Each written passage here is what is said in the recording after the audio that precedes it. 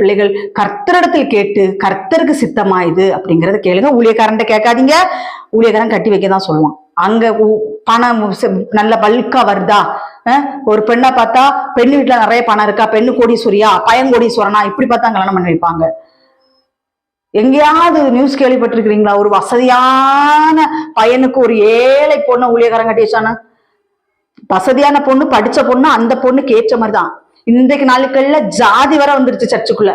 என் ஜாதியில தான் பொண்ணு பார்க்கணும். என் ஜாதி என்ன ஜாதி? உன் ஜாதி உன் ரத்தத்தை உன் கையை வெட்டினாலும் சோப்பு ரத்தம் தான் வரும், எங்க கையை வெட்டினாலும் சோப்பு ரத்தம் தான் வரும், எந்த கையை வெட்டினாலும் சோப்பு ரத்தம் தான் வரும். உனக்கு என்ன ஜாதி வேண்டி கிடக்கு சர்ச்சுக்குள்ள? நீ இன்னும் ரட்சிக்கவே படலன்னு நான் சொல்லுவேன். உன் பிள்ளைக்கு நீ ஜாதி பார்த்து கல்யாணம் பண்ணி வச்சுன்னா உன் பிள்ளை நாசமா போயிடும், நல்லா இருக்க முடியாது, சீர்குலைந்து போயிடும், அந்த வாழ்க்கை நல்லா இருக்காது.